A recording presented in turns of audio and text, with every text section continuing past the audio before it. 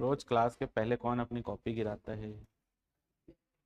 सबको अलग अलग ही है। चलो,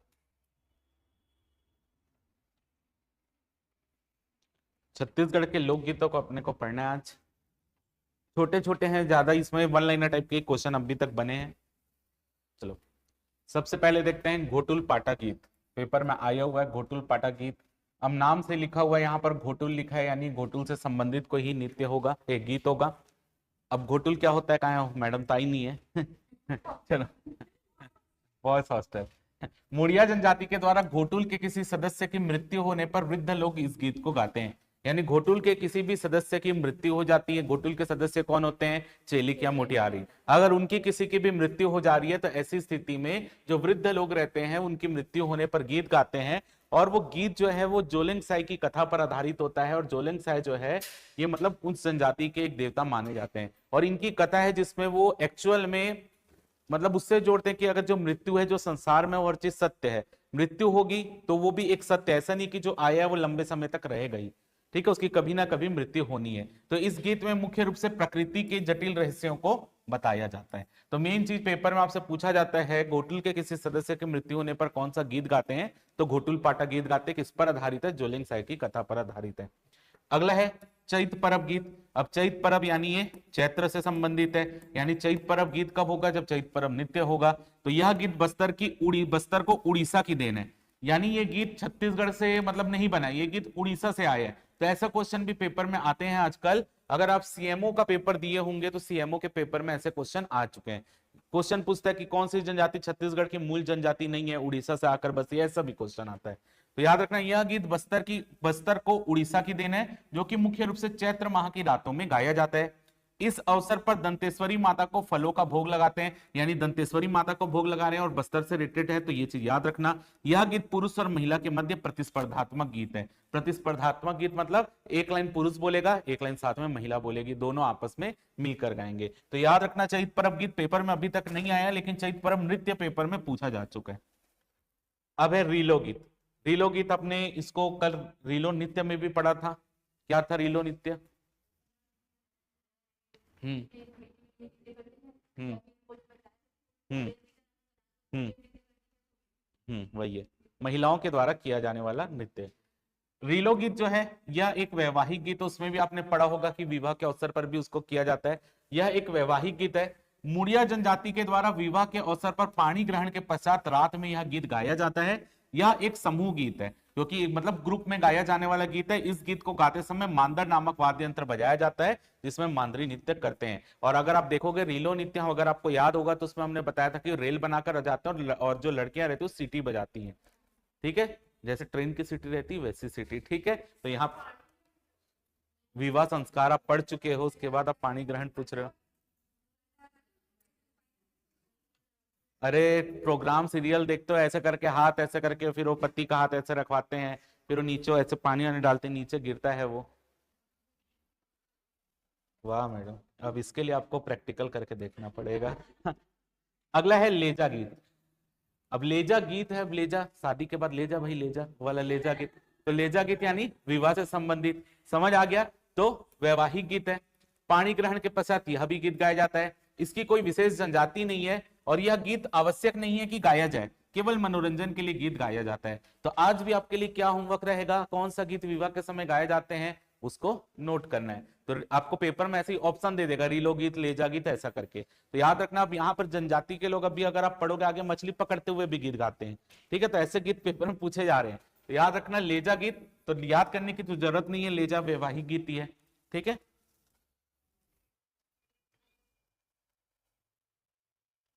अब आता है कोटनी गीत।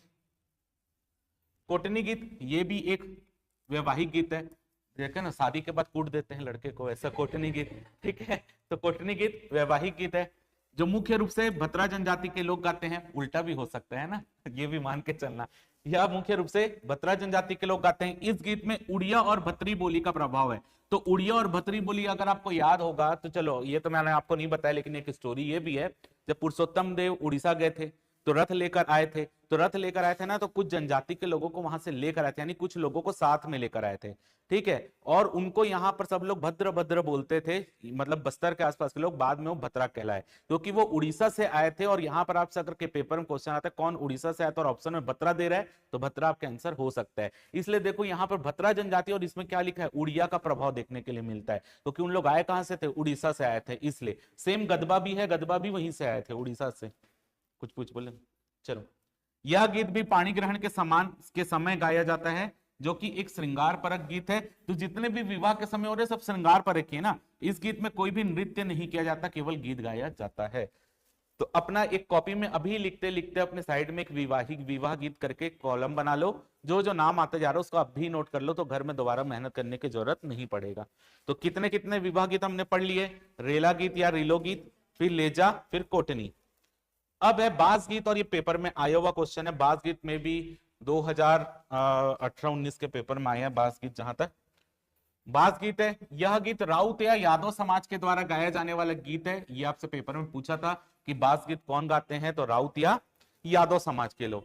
यह मुख्य रूप से बास से बने वाद्य यंत्र का प्रयोग होता है, यानी इस गीत का नाम बास गीत इसलिए पड़ा है क्योंकि इस गीत को गाते समय बास से बने वाद्य यंत्र को बजाया जाता है, जिस कारण इस गीत को बास गीत बोलते हैं, जिस कारण इसे बास गीत कहा जाता है। बास गीत जो है मुख्य रूप से मोर ध्वज और कर्ण की कथाओं पर आधारित है। मोर ध्वज की कथा कौन बताएगा,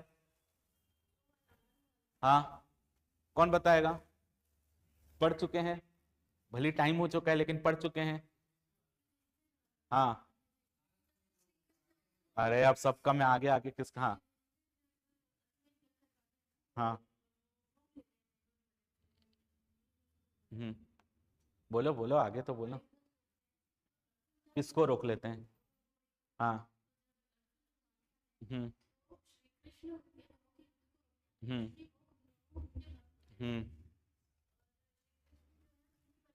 हम्म, हम्म, हम्म,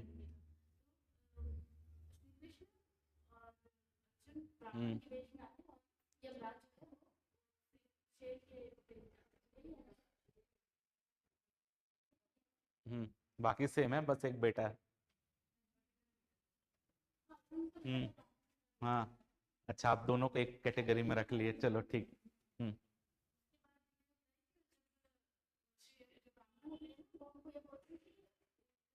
हम्म, हम्म, हम्म, हम्म, हम्म, चलो फिर आगे बताओ भाई, आगे। हाँ हाँ, कौन बताएगा इसके आगे,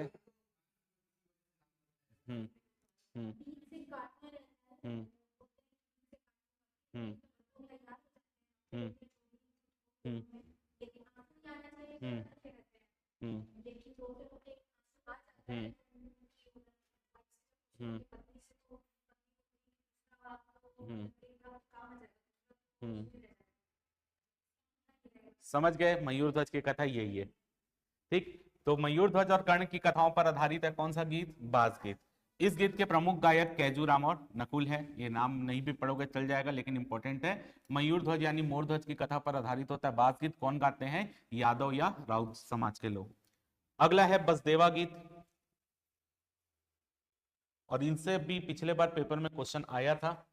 यह गीत मुख्य रूप से बसदेवा जाति के लोगों के द्वारा गाया जाता है। देखो बसदेवा लोग जो रहते हैं ना, वो एक प्रकार के बंजारा रहते हैं, ठीक है। वो एक जगह से दूसरी जगह जाकर गीत गाते हैं, गीत गा के अपना जो भी जीवन यापन करते हैं, जो उनसे पैसा मिलता है। तो प्राचीन काल में बसदेवा जाति के लोगों को राजाओं का संरक्षण प्राप्त था, लेकिन बसदेवा मुख्य रूप से जंगलों के निकट रहते हैं। बसदेवा गीत मुख्य रूप से कर्मों पर आधारित होता है, यानी कर्म प्रधान गीत होते हैं, और इस गीत को ही बड़बोला या जगगंगान भी कहा जाता है। तो याद रखना, बसदेवा लोग एक जगह कभी भी नहीं रहते, वो अपना स्थान बदलते रहते हैं, ठीक है। तो याद रखना, बसदेवा गीत, बसदेवा जाति के लोग बसदेवा गीत को ही बड़बोला या जगगंगान भी कहा जाता है। इनमें से कोई एक नाम पूछा था, मेरे को याद नहीं आ रहा है कौन सा नाम पूछा था, कि जगगंगान पूछा था या बड़बोला पूछा था, याद नहीं आ रहा है मेरे को, लेकिन क्वेश्चन यहां से आया हुआ है। तो कर्म प्रधान गीत है, बसदेवा जाति के लोग गाते हैं, बस इतना याद है।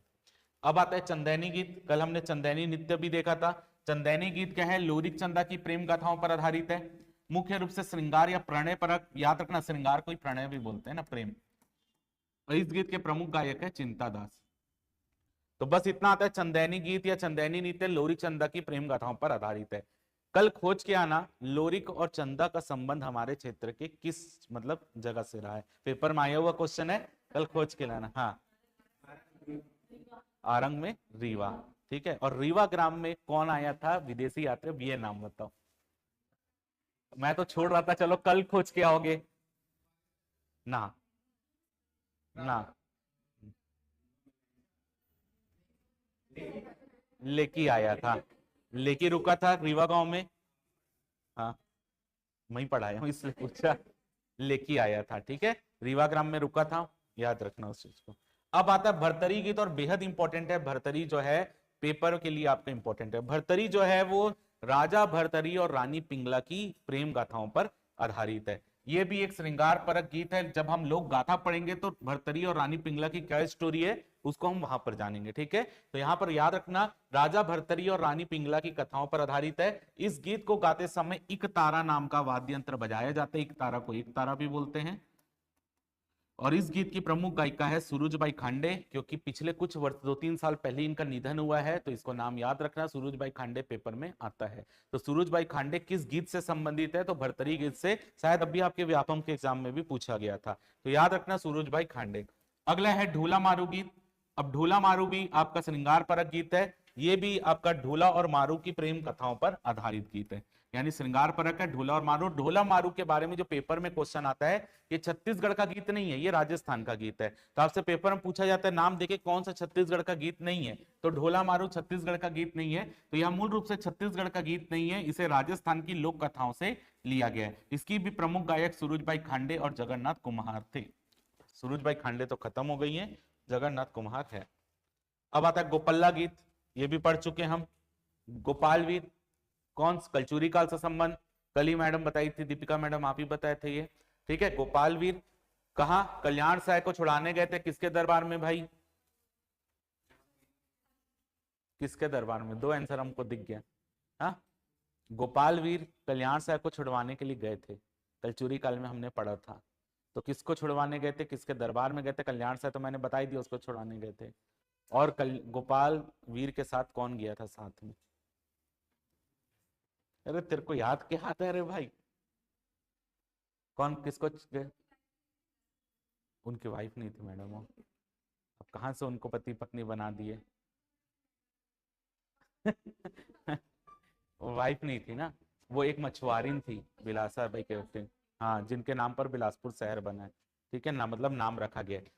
याद रखना, यहाँ पर गोपल्ला गीत कलचुरी कालीन गीत है, गोपाल वीर की कथाओं पर आधारित है। गोपाल वीर की कथाएं किससे संबंधित हैं? ये भी हमने पढ़ा था, उसमें वही बताया जाता है कल्याण साय को कैसे छुड़वाए गए। अब ये बताओ कि तुजुक ए जहांगीरी में जहांगीर का वो बेटा कौन था जो कल्याण साय को लेकर जाता है जहांगीर के सामने? और ये मैं बताया हूं लिखाते जब पढ़ाया हूं। हाँ, हाँ, वो नहीं, मतलब कल्याण साय जब जाते हैं जहांगीर के, देख नॉर्मल हमको बाबू रेवाराम की बुक से हमको पता चलता है कि जो थे वो अकबर के दरबार में गए थे, लेकिन तुजू के जहांगीरी जो जहांगीर की कथाएं, उसके ऊपर जो हमको लिखा मिलता है कि उसमें ये लाइन मिलती कि कल्याण साय को मेरा बेटा मेरे दरबार में लेकर आया। वो बेटा कौन था? फरिश्ता फरीद? तो ना, ऑप्शन ही तो दे रहा हूं, फरिश्ता फरीद, शहजादा। बताओ, ऑप्शन से तो एकदम आसानी से बना लोगे, कोई मतलब नहीं है। हाँ, नासिर जंग कहां से मैडम? कोई ऑप्शन नहीं, कोई ऑप्शन नहीं, मैं नहीं बताऊंगा, कल अपने से खोजना तब याद रहेगा, मेरे बताओगे भूल जाएंगे, कल खोज के लाना अपना। कल मैं आते सर पहला क्वेश्चन यही पूछूंगा। कलचुरी काल में हमने जब कल्याण साहब का कार्यकाल पढ़ा है ना, उसी समय पढ़ा है, ठीक है। चलो, अगला है भड़ौनी गीत। कब होता है भड़ौनी गीत? विवाह के समय होता है, हास परिहास होता है, जब वो खाना पीना होता रहता है तब भड़ौनी गीत गाया जाता है। फिर आता है सोहर गीत। सोहर गीत कब गाया जाता है? शिशु के जन्म के समय या पुत्र की प्राप्ति हेतु यह गीत गाया जाता है, सोहर गीत। यानी जब बच्चे का जन्म होता है तो बच्चे के जन्म में सोहर गीत गाया जाता है, या शिशु प्राप्ति के लिए भी इसको सोहर गीत को गा लेते हैं, ठीक है। अगला है यहाँ पर सधौरी गीत, ये भी इंपॉर्टेंट है। गर्भवती महिला के 7वें महीने में जब उत्सव का आयोजन होता है तो उस अवसर पर सधौरी गीत गाते हैं। और ये पेपर में आया हुआ क्वेश्चन है, सधौरी भी पूछा जाता है, सोहर भी पूछा जाता है। पेपर में आपका मे बी व्यापम के पेपर में, जहां तक मेरे को याद है, फूड इंस्पेक्टर के पेपर में, तो बच्चे का जो जन्म होता है उसकी प्रथाओं को क्रम से जमाने बोला था, और उसमें ये दोनों ऑप्शन में था, जहां तक मेरे को याद आ रहा है उसको क्रम से जमाना था कि सधौरी, सोहर, और जो वो उनको पानी वानी पिलाते हैं वो सब चीज, छट्टी, ये सब दिया था ऑप्शन में। और ये जहां तक मेरे को याद है फूड इंस्पेक्टर का पेपर था। ठीक है, तो इससे अगर आपको ये पता होता तो ये दो से भी आप बन जाता कि सधौरी की जो गीत होता है वो 7वें महीने में, जबकि सोहर गीत बच्चे के जन्म के बाद। अब आता है बीरम गीत। बीरम गीत जो है, देवार जाति की स्त्रियां जो है ये गीत गाती है। देवार जाति को भी खाना बदोश बोला जाता है। खाना बदोश का मतलब क्या होता है, वो खाने की तलाश में एक जगह से दूसरी जगह भटकते हैं। तो उस अवसर पर ये जो है देवार जाति की स्त्रियां जो है वो बीरम गीत को गाती हैं। अगला है गौरा गीत। पढ़ चुके हो गौरा गीत, जब गौरा पर्व मनाते हैं। मल्लिका मैडम, कब मनाते हैं गौरा पर्व? क्या होता है गौरा पर्व में? हम्म हम्म हम्म 2 बार पूजा करते हैं, समझ गए, वही है। ठीक है, कार्तिक महीने में होता है तो गौरा पर्व, तो उसी समय यहाँ पर क्या होता है, गौरा पर्व के अवसर पर ही गौरा गीत गाया जाता है, जो कि शिव पार्वती की कथाओं पर आधारित होता है। तो आपसे पेपर में क्या पूछेगा, गौरा गीत कौन से महीने में गाया जाता है, तो कार्तिक महीने में, दिवाली के आसपास। अगला है तारा गीत। तो तारा गीत कब गाते हैं, जब छेड़छेड़ा होता है, जब पुरुष छेड़ता नृत्य करते उसे महिलाएं क्या करती, तारा नृत्य करती है। तो पौष महीने में यह गीत गाया जाता है। ये इंपॉर्टेंट है क्योंकि तारा नृत्य और तारा गीत अंतर है। ठीक है, तारा नृत्य कब होता है, पौष महीने में ही होता है। तो तारा गीत जब गाते हैं तो उसी समय वो तारा नृत्य करते हैं। तो छेड़छेड़ा कब होता है, पौष महीने की पूर्णिमा। और भोजली कब होता है मैडम?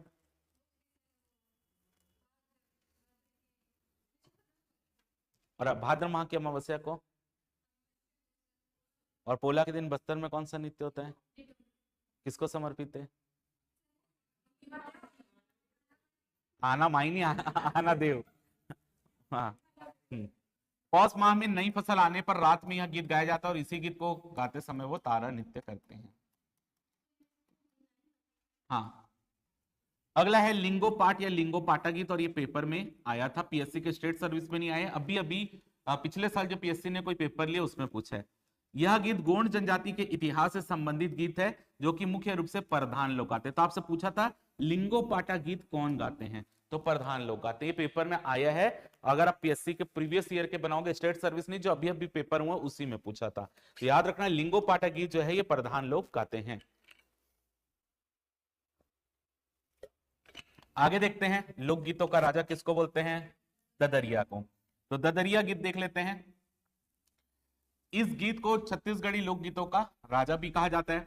यह एक श्रृंगार परक या प्रणय गीत है। ये भी पेपर में क्वेश्चन पूछा जा चुका है। हाँ, अब यहां पर एक चीज समझ लो, अगर पेपर में आपको क्वेश्चन आ रहा है कौन सा प्रणय गीत है, और आपको भले ही 500 प्रेम वाले गीत दे दे, लेकिन आपका आंसर ददरिया ही होगा।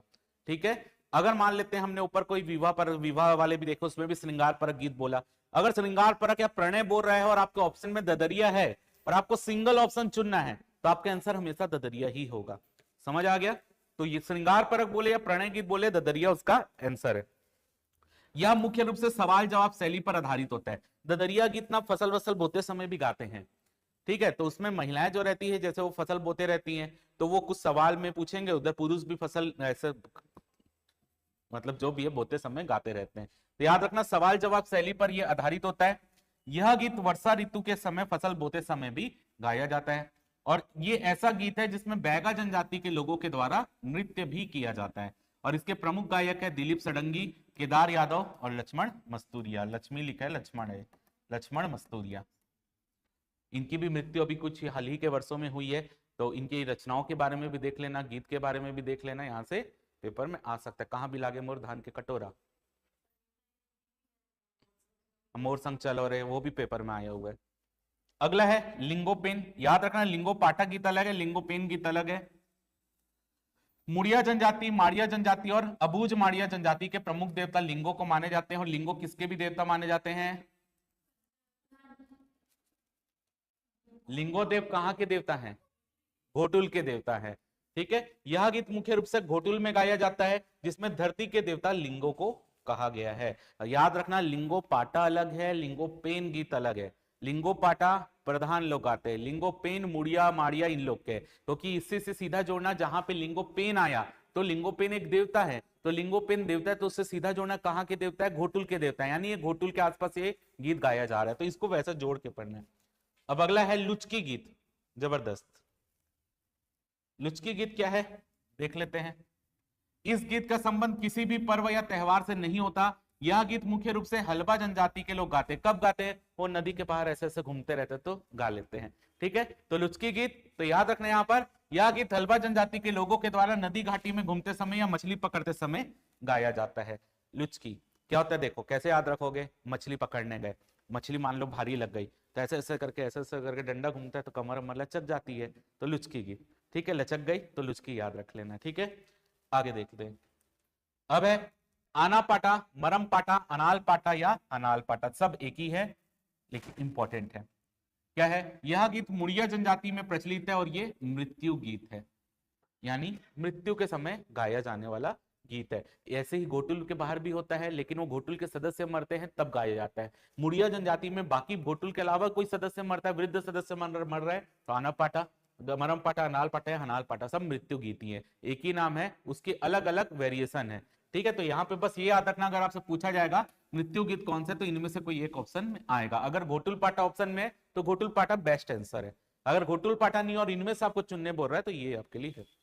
मुड़िया जनजाति में सामान्यतः यह प्रथा होती कि किसी की मृत्यु होने पर उसकी स्मृति में काष्ठ निर्मित मृतक स्तंभ गाड़ा जाता है। मुड़िया में भी होता है, माड़िया में भी, लेकिन सबसे ज्यादा प्रचलित माड़िया का है। ठीक है, माड़िया क्या होता है, जैसे कोई सदस्य की मृत्यु होती है तो वो मृतक स्तंभ बनाते हैं, तो मृतक स्तंभ जब वो धारण करते हैं ना या लगाते हैं, तो उस समय जो व्यक्ति मरा है उसके चरित्र के बारे में आख्यान किया जाता है, तो उसका चरित्र कैसा था, तो उसके लिए यहाँ पे ये गीत गाया जाता है। तो यहाँ पर गीत की सारी पंक्ति मृतक व्यक्ति के गुणगान और उसके जीवन चरित्र पर आधारित होती है। मुड़िया जनजाति में इस मृतक स्तंभ को डोल पाटा कहा जाता है, बेहद इंपॉर्टेंट है। आपसे पूछेगा कि मुड़िया जनजाति में मृतक स्तंभ को क्या कहा जाता है, तो डोल पाटा कहा जाता है मृतक स्तंभ को। आगे, इसी समय जो नृत्य करते हैं उसे ही डोल पाटा नृत्य कहते हैं, तो मुड़िया जनजाति के लोग मृत्यु में भी नृत्य करते हैं। ठीक है, तो ये चीज याद रखना, डोल पाटा नृत्य होता है। अगला है करसना पाटा। करसना पाटा ये मैंने आपको बताया था खेल गीत है। किसमें बताया था? मेड़की नृत्य में, कि जितने भी खेल होते हैं उसको करसना पाटा। तो यह हल्बा और माड़िया जनजाति का खेल गीत है। हल्बा जनजाति में केवल युवतियां ही खेल गीत गाती है, यानी महिलाएं, जबकि इनमें पुरुष वर्ग सम्मिलित नहीं होते। युवतियां दो दलों में यहाँ पर शामिल होती है। अब इतना चीजें आपको पढ़ना है, सवाल जवाब शैली पर वो गीत गाते हैं। और पुरुष वर्ग इसमें क्या होता है, जिसमें एक दल पुरुष वर्ग तथा एक दल स्त्री वर्ग होता है। ये किसके लिए बात हो रही है?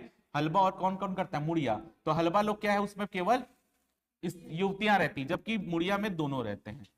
अब इतना इंपॉर्टेंट नहीं, बस इतना पढ़ लेना कौन करता है, उससे ज्यादा इंपॉर्टेंट नहीं है। और करसना पाटा खेल गीत है।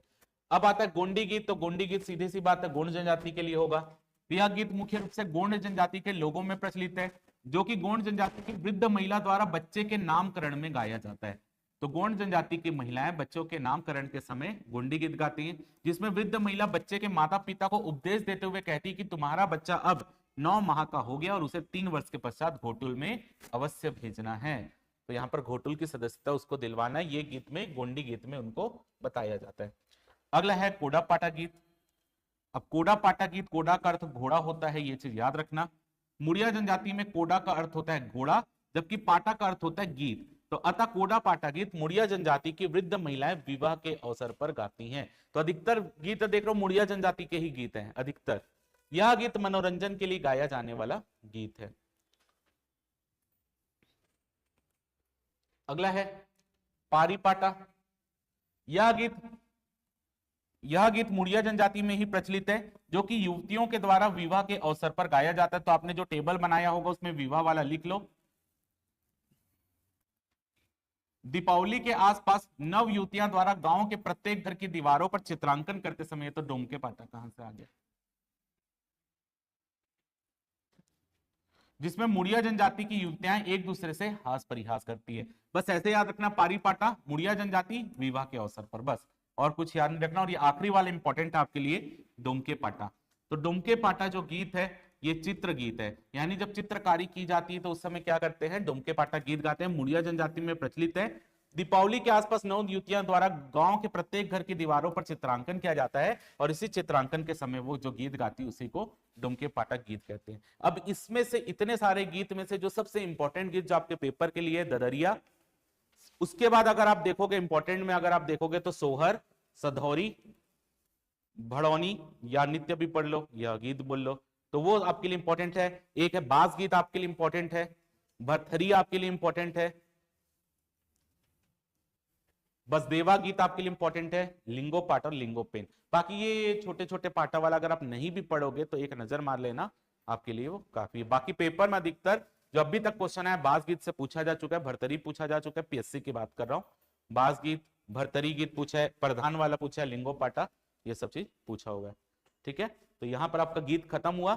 इसके आगे मैं आपको पढ़ाऊंगा कल। कल किसी को गोल नहीं मानना, क्योंकि कल हम प्रशासनिक प्रतिवेदन पढ़ेंगे और पेपर में वहां से क्वेश्चन बहुत ज्यादा आ रहे हैं, तो कल उसी को पढ़ना है अपने को।